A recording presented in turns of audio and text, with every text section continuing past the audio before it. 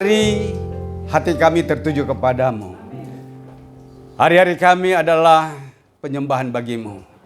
Karena Engkaulah Allah tujuan hidup kami. Oleh sebab itu Tuhan, pagi hari ini kami berhimpun bersama untuk memuji dan memuliakan namamu. Kami bersyukur untuk penyertaan-Mu di dalam kehidupan kami pribadi lepas pribadi. Dan hari ini kami kembali datang berhimpun di bawah kaki-Mu untuk memuliakan Engkau. Tuhan, saatnya untuk Engkau menyatakan kasih-Mu bagi kami lewat kebenaran firman-Mu. Urapi kami semua, urapi hamba-Mu. Anugerahkan bagi kami hikmat yang daripada-Mu Tuhan untuk dapat memahami isi hati-Mu. Pakai hamba-Mu menjadi sarana dan saluran berkat bagi kami semua. Urapi secara khusus. Dan biarlah apapun yang keluar dari bibir mulut hamba-Mu itu hanya perkataan Tuhan saja. Dalam nama-Mu kami berdoa dan bersyukur. Demi nama Tuhan Yesus Kristus. Kita semua yang percaya kita katakan amin. Silakan duduk Bapak Ibu. Puji Tuhan. Haleluya. Iya, shalom. Betapa kita bersyukur kepada Tuhan karena hari-hari kita memang adalah hari-hari di mana Tuhan mau supaya kita boleh menikmati semua apa yang Tuhan janjikan bagi kita. Bapak Ibu, hari ini saya akan menyampaikan kebenaran firman Tuhan sehubungan dengan rancangan Tuhan. Rancangan Tuhan memperindah hidup kita. Jadi tema kita hari ini, rancangan Tuhan memperindah hidup kita.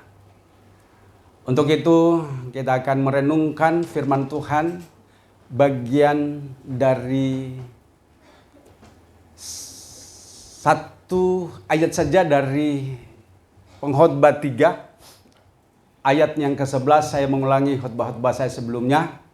Tapi kembali lagi ayat ini mengingatkan kepada saya bahwa sebenarnya kehidupan kita ini adalah hidup yang diperindah oleh karena Tuhan mau supaya kita menyinarkan kemuliaan-Nya.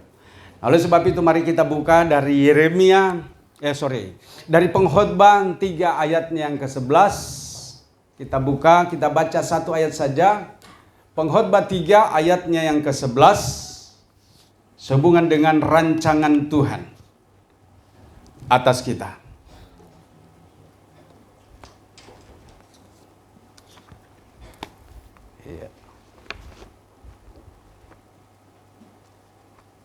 Pengkhotbah 3. Udah dapat? Ya. Sudah tertulis di situ? Sudah tayangkan? Ya, kita akan baca bersama-sama ayat yang ke-11.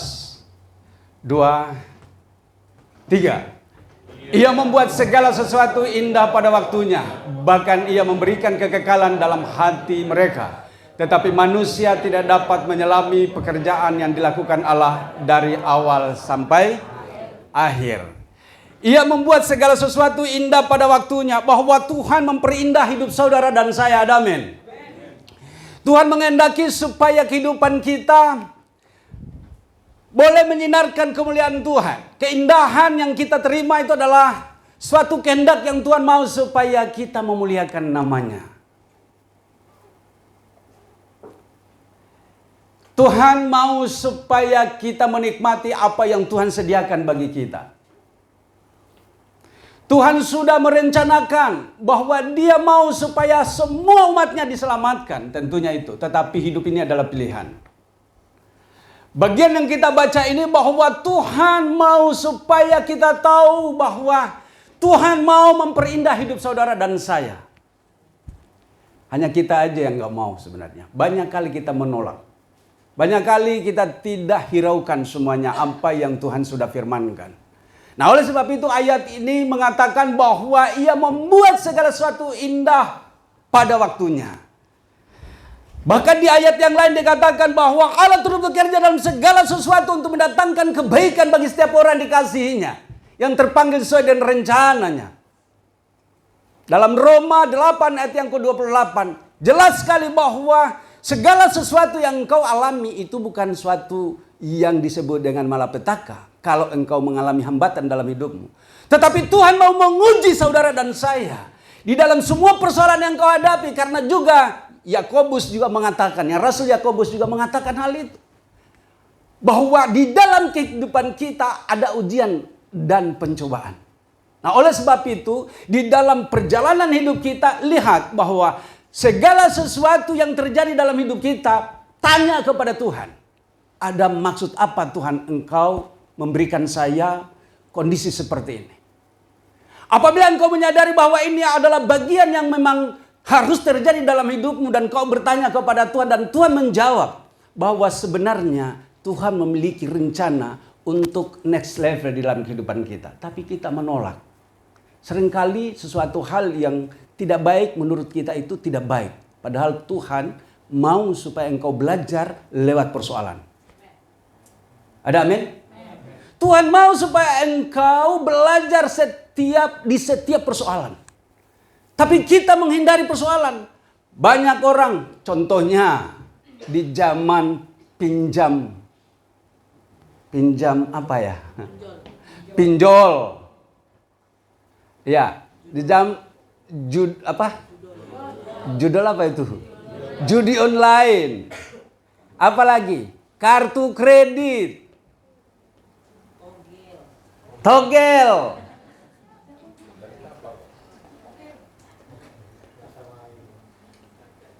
Mungkin kita berpikir bahwa itu semua adalah bagian yang mungkin bisa dilewati masalah ini dengan membuka masalah yang lain. Engkau tetap akan mengalami masalah. Yang paling bagus yang bagaimana? Ayo. Tadi malam ada kesaksian. Ya? Tidak melakukan. Itu ya baik, tidak melakukan. Tapi yang paling baik dari itu apa? Datang kepada Tuhan. Tanyakan kepada Tuhan, ada rencana apa buat saya ya Tuhan?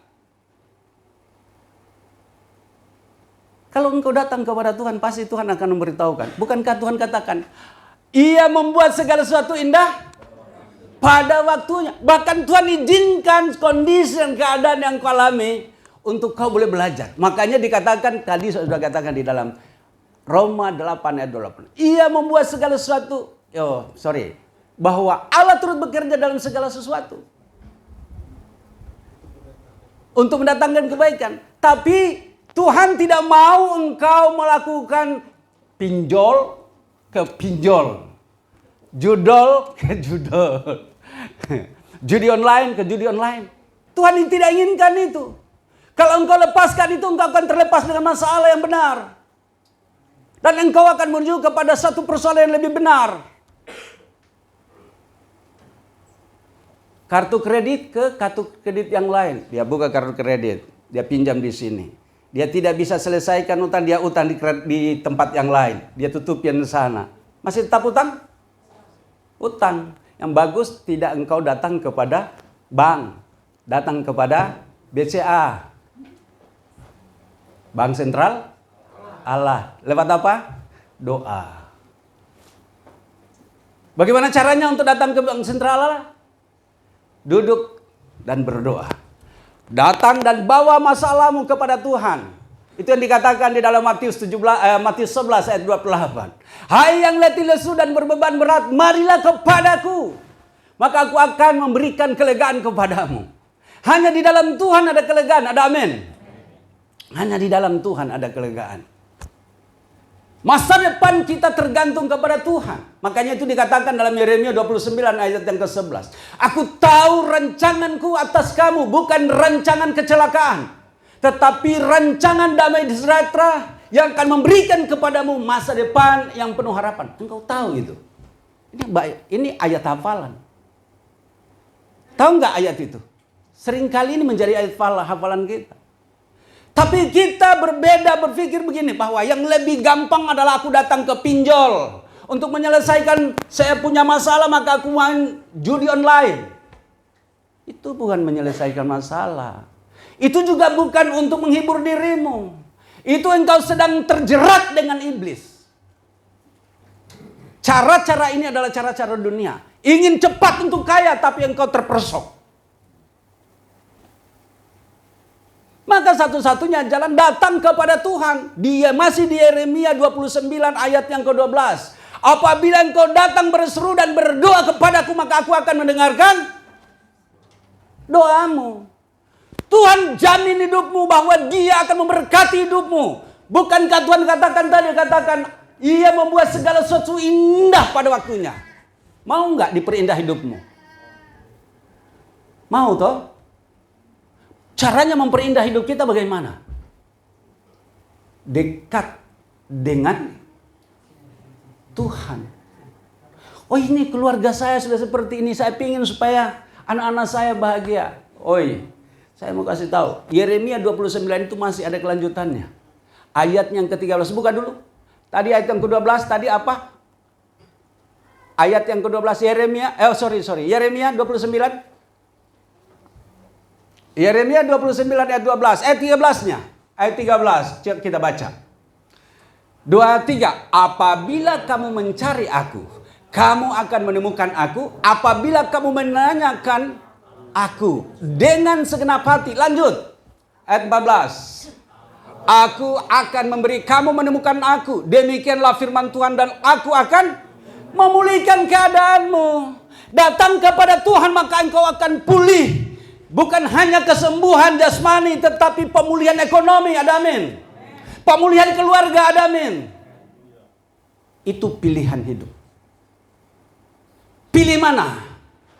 Mau engkau pilih hidup yang bahagia atau pilih hidup yang morat-marit? Hidup ini adalah pilihan. Saya sudah khotbahkan itu. Hidup ini adalah pilihan. Tapi kita seringkali membuat Tuhan itu di luar dari perencanaan kita. Kita membiarkan Tuhan di luar dari semua perencanaan kita. Tuhan katakan libatkan Tuhan. Yakobus katakan libatkan Tuhan dalam perencanaanmu. Tapi kita membiarkan diri kita dengan cara kita. Kita berpikir bahwa kita bisa menyelesaikan masalah kita. Bapak Ibu, inilah yang sebenarnya hidup yang sering kali kita lupa, bahwa hidupmu adalah uap. Hidupmu bagaikan rumput. Hari ini ia tumbuh berbunga, tengah hari layu, selesai.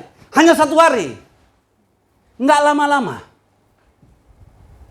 Nah, oleh sebab itu engkau harus tahu bahwa yang paling indah hidup itu adalah di dalam Tuhan. Tidak ada di luar Tuhan.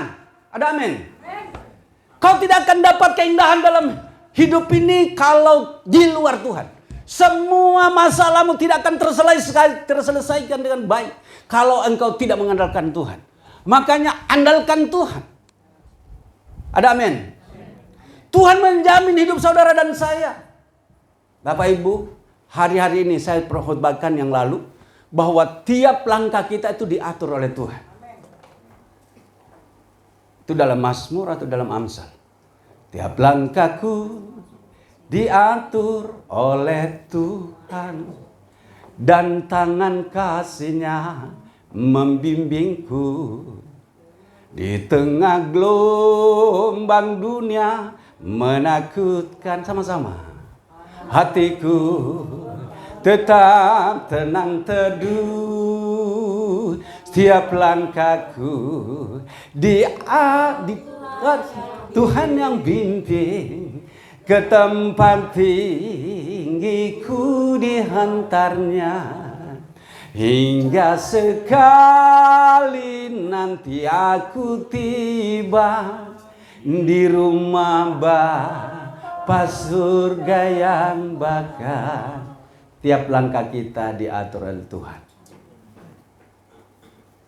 Kau tidak tahu, engkau melangkah 1 langkah engkau terpeleset. Engkau tidak tahu melangkah 1 langkah engkau terhempas. Saya menyaksikan beberapa kisah-kisah nyata yang ditayangkan di TV. Dia lagi sedang duduk tenang, tahu-tahu datang mobil, datang motor, ada jatuh benda. Saya lihat memang ini luar biasa. Langkah-langkah kita itu diatur oleh Tuhan. Makanya kalau engkau berdoa kepada Tuhan, melibatkan Tuhan dalam semua perencanaan, engkau akan lihat cara Tuhan menuntun langkahmu. Firman itu adalah pelita bagi kaki kita dan terang bagi jalan kita. Mazmur 119 ayat 105. Tuhan itu mau supaya engkau mengerti dan memahami apa itu firman. Makanya kami sebagai gembala yang senantiasa rindu supaya jemaat ini memahami firman. Maka dibuka pembacaan ini selalu disebut ini, selalu diingatkan. Pembacaan baik 2 pasal, 3 pasal, 4 pasal, 5 pasal, bahkan yang lalu 7 pasal. Itu tanggung jawab bahwa semua jemaat ini harusnya membaca Alkitab. Ada amin? Karena langkah-langkah kita tidak tahu. Ke depan itu hidup kita diatur oleh Tuhan. Bukan berarti kita dijadikan robot, tapi Tuhan mau supaya kita diselamatkan, supaya kita diberkati. Ada amin? Perjalanan kemarin untuk ke Boyolali, ini kisah yang luar biasa. Ini hanya membutuhkan kata ya dan tidak. Kalau saya berkata tidak untuk ke Boyolali, maka tidak akan jadi ke Boyolali. Tetapi saya melihat bahwa ini adalah peluang. Saya tanya sama istri, "Ma, ini kondisinya seperti ini." Istri langsung, nah inilah kalau kita seirama. Jalan. Nggak ada uang, jangan pikirkan. Jalan. Wah, saya berpikir bahwa ini belum ada uang. Nah, ini kadang-kadang laki-laki. Kita nggak ada uang nih untuk pergi ke sana. Tapi akhirnya di sana ada jiwa-jiwa yang menanti. 150 di luar dari orang Kristen. Ya. Kemarin itu mungkin ada sekitar 100-an lah. Ya, dijanjinya 150. Tapi saya melihat bahwa mungkin ada 100 lebih. Karena saya hitung kursi, ada 150 yang terpasang. Ada 200 yang terpasang. Separuh itu adalah, lebih dari separuh itu adalah dari warga setempat yang pakai kerudung, ya, pakai peci.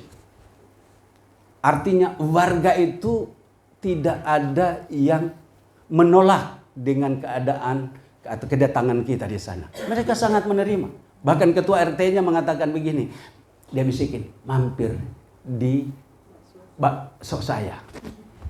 Kami pernah mampir di situ, dia bilang, "Jangan bayar." Saya bilang, "Kalau kami nggak bayar, kami tidak akan mampir lagi ke sini." Akhirnya dia terima. Bapak Ibu, hidup kita diperindah oleh Tuhan di dalam situasi dan keadaan keseharian kita. Ada amin? Itu kan keindahan. Bahwa hidup toleransi itu adalah keindahan. Ada amin? Nah, kalau kita tidak bisa untuk bergaul dengan lingkungan, bagaimana kita mau mengatakan bahwa keindahan hidup ini? Kalau hanya kita yang ada seperti ini, baru kita bilang indahnya hidup. Enggak. Justru indahnya hidup itu jika kita saling menerima. Kita saling bisa saling mengerti satu sama lain. Yang tidak seagama dengan kita pun, kita membangun hubungan dengan baik. Itulah baru yang disebut indah hidup ini. Artinya tidak ada permusuhan. Coba bayangkan kalau perbedaan sedikit kemudian bunuh-bunuhan. Apa yang indah dengan itu? Tapi jika kita ada di dalam perbedaan, tapi kita hidup rukun bersama, inilah baru memenuhi hukum Tuhan. Bapak Ibu yang dikasih oleh Tuhan, kembali kepada pembacaan kita. Ia membuat segala sesuatu indah pada waktunya. Bahwa di dalam hidup kita ini harus ada nilai kekekalan. Ada amin? Di ayat ini bahkan kita baca bersama, bahkan ia memberikan kekekalan di dalam hati mereka. Selain daripada Tuhan memperindah hidup kita, bahwa nilai kekekalan atau hidup Allah atau firman Tuhan menghidupi saudara dan saya. Makanya di poin pertama dikatakan ia membuat segala sesuatu indah pada waktunya. Bahwa Tuhan memperindah hidup saudara dengan situasi yang ada, kondisi dan keadaan yang ada. Bahwa saudara dan saya akan bisa menyesuaikan diri dimanapun Anda berada. Itulah yang disebut dengan ia memperindah hidupmu. Yang kedua, poin kedua dikatakan bahkan ia memberikan kekekalan dalam hati mereka. Bahwa nilai kekekalan atau firman Allah yang hidup itu menghidupi saudara dan saya. Maka itulah yang disebut dengan nilai kekekalan. Bapak Ibu dikasih oleh Tuhan. bahwa kekekalan itu jangan kita berpikir bahwa nanti mati dulu, ya, baru nanti masuk surga, baru disebut dengan kekal. Ya, banyak orang yang sebenarnya selagi dia hidup, dia sudah mati. Tahu nggak ini apa maksudnya? Selagi dia hidup, dia sudah mati. Jadi kekekalan itu bukan nanti setelah hidup ini. Bukan. Kekekalan itu sejak dari engkau hidup saat ini, nilai kekekalan itu sudah dianugerahkan kepada kita yang percaya. Tentunya yang percaya. Nilai kekekalan diberikan. Kekekalan itu, hidup yang kekal itu diberikan kepada semua orang. Pada waktu kapan diberikan? Setelah mati atau masih hidup? Apakah kekekalan itu diberikan Tuhan kepada manusia pada waktu dia hidup atau setelah mati? Bagi kita orang percaya, kembali lagi garis bawahi. Orang percaya, kekekalan atau hidup yang kekal itu diberikan selagi kita hidup. Nanti setelah mati itu bagian yang sudah Tuhan sediakan. Tapi kekekalan itu Tuhan sudah sediakan bagi kita yang masih hidup. Tolong buka di dalam Yohanes 10 ayat yang ke-27. Ya. Yohanes 10 ayatnya, domba-dombaku mendengarkan suaraku dan aku mengenal. Yohanes 14. Yohanes 14 ayat yang 27.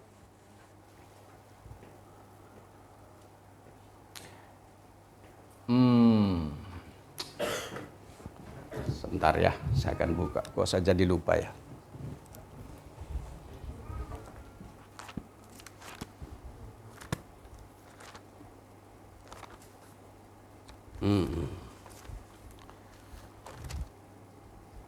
Oh iya benar tadi, Yohanes 10 ayat 27. Kita baca bersama-sama. Domba-dombaku mendengarkan suaraku dan aku mengenal mereka dan mereka mengikut aku. Dan aku memberikan hidup yang kekal kepada mereka. Dan mereka pasti tidak akan binasa sampai selama-lamanya. Dan seorang pun tidak akan merebut mereka dari tanganku. Ku huruf besar, artinya kita hidup di dalam kekekalan. Makanya tadi dikatakan dalam Pengkhotbah 3 ayat yang ke-11 tadi bagian B-nya dikatakan aku memberikan apa? Ya, bahkan ia memberikan kekekalan dalam hati mereka. Artinya begini, bahwa hidup ini sejak kita masih ada, saat ini yang percaya kepada Tuhan, kekekalan itu sudah ada pada kita. Jadi tidak ditunggu sampai nantinya kita harus mati dulu. Yang di surga sana baru hidup yang kekal. Enggak. Sesungguhnya kehidupan saudara dan saya yang percaya, garis bawahi, yang percaya bahwa kau sudah hidup dalam kekekalan. Kenapa? Karena hidup kita yang percaya kepada Tuhan, kita sudah mengerjakan semua nilai-nilai kebenaran. Hanya orang percaya yang bertobat yang mengerjakan nilai-nilai pertobatan, nilai-nilai kekekalan. Coba enggak hidup dalam pertobatan, hari-harinya itu dosa. Segala sesuatu yang lakukan itu penipuan, ya, pikiran kotor, sekarang bentuk kenajisan, ya hari-harinya yang seperti itu. Manusia identik dengan itu. Makanya dikatakan oleh Paulus, matikan segala sesuatu yang duniawi dalam dirimu, yaitu percabulan, kenajisan, keserakan, dan ya, hawa nafsu dan keserakan yang sama dengan penyembahan berhala. Kolose 3 ayat yang ke-5. Jika kita tidak hidup dalam pertobatan, nilai-nilai yang kita lakukan adalah nilai-nilai duniawi. Semua hal-hal yang sifatnya duniawi yang kita lakukan. Tapi jika kita hidup dalam pertobatan, maka yang kita akan lakukan adalah nilai-nilai kekekalan. Adalah kebenaran.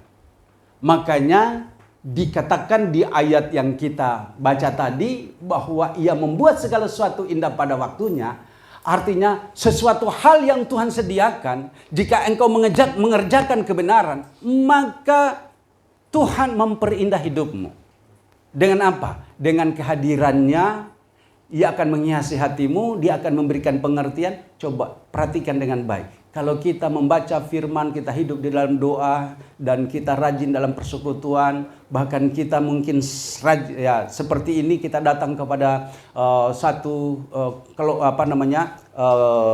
kebersamaan di dalam ibadah minggu, ya secara korporat, ya kita di sini memperindah hidup kita, bahwa Tuhan hadir di dalam kehidupan kita.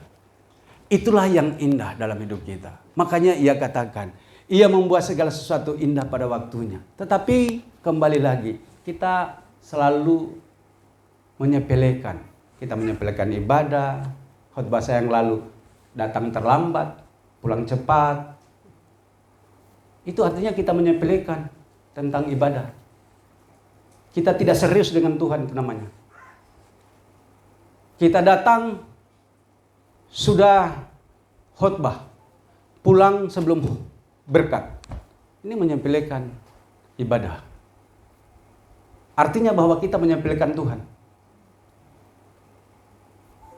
Bagaimana mungkin Tuhan akan memperindah hidupmu? Sulit itu. Tuhan mau supaya kita taat. Ada banyak hal-hal yang perlu kita taati di dalam kebenaran firman. Kita tidak bisa menaati semua. Makanya keselamatan itu disebut kasih anugerah. Tapi kita sering membuat Tuhan itu menanti-nanti. Sehingga akhirnya pada waktu berkatnya dicurahkan itu, kita tidak kedapatan di situ. Bapak Ibu yang dikasihi oleh Tuhan, Ia membuat segala sesuatu indah pada waktunya. Bahkan Ia memberikan kekekalan dalam hati mereka. Yang C ini, tetapi manusia tidak dapat menyelami pekerjaan Allah. Ya, pekerjaan yang dilakukan oleh Allah dari awal sampai akhir.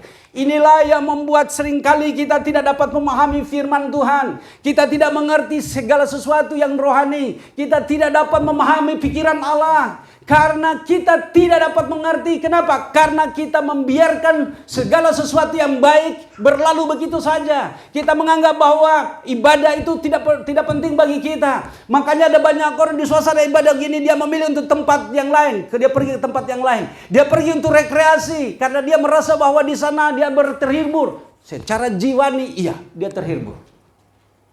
Tetapi pilihannya salah. Di dalam kehidupan orang beriman yang percaya, justru kita mengalami yang namanya kelepasan, mengalami yang namanya kebebasan, kemerdekaan itu di dalam Tuhan. Ada amin.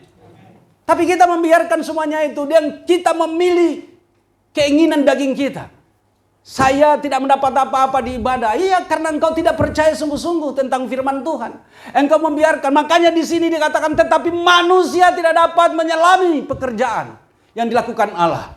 Pekerjaan yang dilakukan Allah adalah sesuatu hal yang sangat penting. Kau harus tangkap apa yang Tuhan mau di dalam dirimu. Engkau sia-siakan persekutuan pribadi dengan Tuhan. Engkau sia-siakan pembacaan Alkitab. Engkau tidak membaca dengan sungguh-sungguh. Dia bilang, kayak baca koran aja. Ya, koran aja penting engkau baca. Apalagi firman. Ada amin? Ya, jangan sepelekan tentang baca firman. Lakukan dengan tekun dan teratur. Kemarin kami berlomba. Tetap harus membaca dan melapor. Puji Tuhan, di dalam perjalanan kemarin, dalam situasi yang sulit sekalipun mungkin capek, tapi kita harus baca dan melapor. Puji Tuhan, kemarin saya tertidur, saya sudah baca, ternyata saya tertidur. Saya tidak lapor. Akhirnya, begitu saya laporkan, langsung 2 hari. Bapak Ibu dikasih oleh Tuhan. Itu kejadiannya di Kopeng. Ya, kami sudah selesai, udah keliling, dan saya merasa lelah, saya udah baca, tidak lapor ternyata. Bapak Ibu dikasih oleh Tuhan. Kita menyia-nyiakan apa yang baik yang Tuhan mau. Makanya dikatakan, tetapi manusia tidak dapat menyelami pekerjaan yang dilakukan Allah. Kenapa? Karena kita tidak sungguh-sungguh untuk konsisten sebagai orang beriman, orang percaya. Makanya kita tidak dapat mengerti apa itu pikiran Allah, apa itu kehendak Allah dalam hidup kita. Kita tidak mengerti.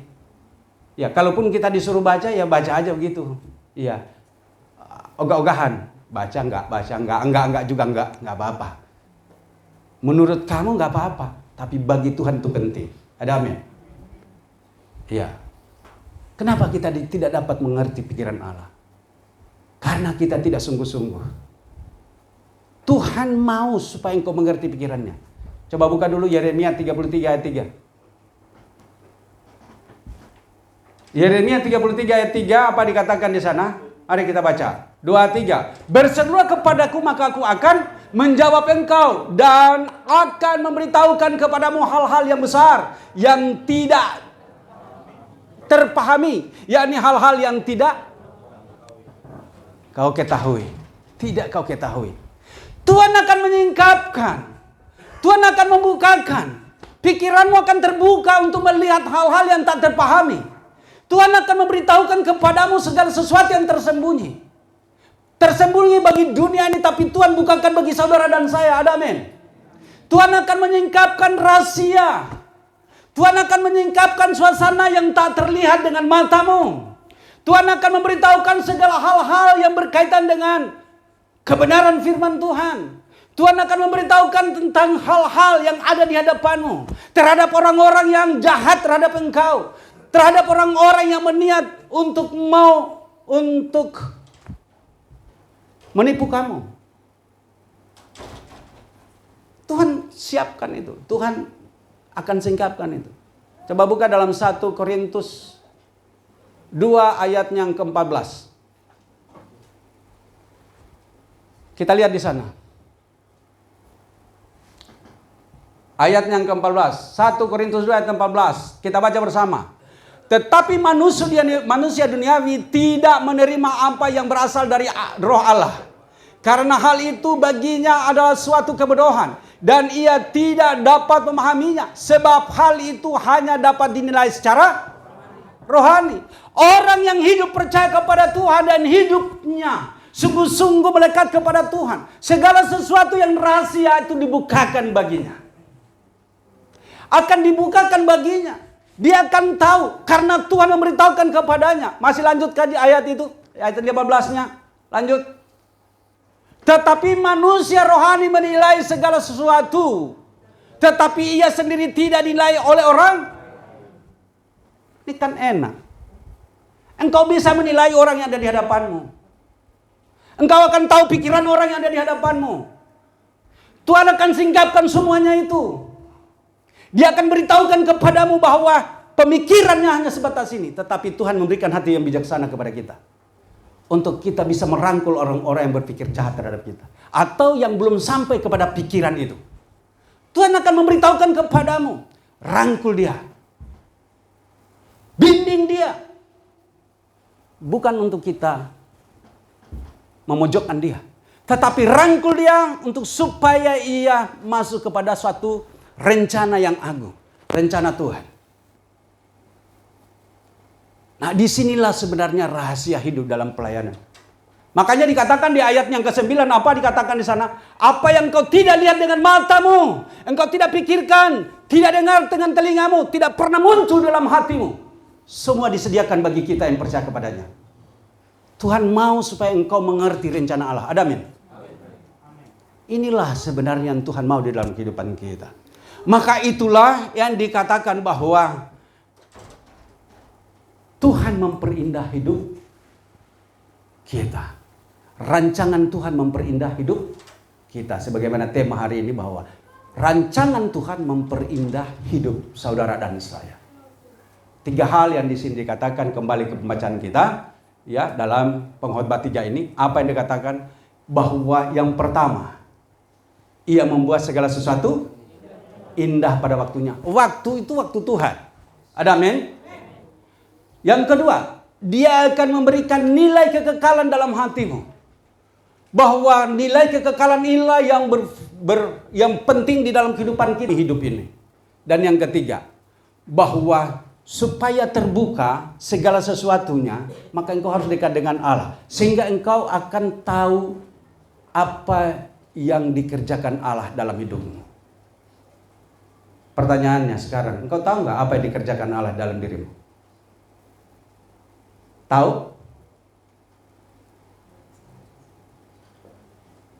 Harusnya kita tahu apa yang mau Tuhan kerjakan dalam hidup saudara dan saya. Harusnya kita tahu. Melakukan firman Tuhan. Tapi bagaimana bagaimana mungkin kita bisa melakukan firman Tuhan kalau tadi semua yang sudah disebut? Kita lalai berdoa, lalai baca firman, lalai datang untuk rutin dalam ibadah, lalai di dalam kelompok-kelompok sel kita, lalai secara pribadi. Kembali lagi, itu semua adalah bagian daripada rangkaian hidup kita. Mau nggak hidup kita diperindah oleh Tuhan? Kalau mau, taatlah. Jangan sepelekan baca firman. Yang terlambat baca, amin. Tugas kami untuk mengingatkan. Karena itu berguna buat saudara. Kalau tidak berguna buat saudara, kami tidak akan ingatkan. Tapi itu berguna buat saudara. Yang lalai, yang terlambat, bacalah. Kalau belum bisa untuk sampai pada akhirnya, ya sudah. Jangan paksakan, tapi ingat bahwa engkau sudah lalai. Minta ampun sama Tuhan. Baik, Bapak Ibu dikasih oleh Tuhan. Dari firman yang kita baca satu ayat ini, dari ayat yang ke-11 ini, saya mau tutup dengan satu kalimat tadi di dalam Roma 8, tolong dimunculkan. Roma 8 ayat yang ke-28. Tapi kita akan baca sampai dengan ayatnya yang ke-30. Kita akan baca dari ayat 28 sampai dengan ayat yang ke-30. 2, 3. Kita tahu sekarang bahwa Allah turut bekerja dalam segala sesuatu untuk mendatangkan kebaikan bagi mereka yang mengasihi Dia, yaitu bagi mereka yang terpanggil sesuai dengan rencana Allah. Ayat yang ke-29. Sebab semua orang yang dipilihnya dari semula, mereka juga ditentukannya dari semula untuk menjadi serupa dengan gambar anaknya, supaya ia, anaknya itu menjadi yang sulung di antara banyak saudara. Ayat 30. Dan mereka yang ditentukannya dari semula, mereka itu juga dipanggilnya. Dan mereka yang dipanggilnya, mereka itu juga yang dibenarkannya. Dan mereka yang dibenarkannya, mereka itu juga yang dimuliakannya. Sampai dengan yang terakhir, Tuhan katakan dimuliakan. Mau nggak saudara dan saya dimuliakan oleh Tuhan?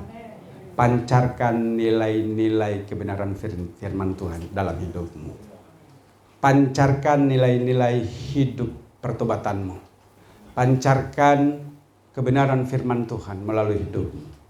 Karena disitulah kemuliaan yang disebut untuk memuliakan nama Tuhan. Ada amin?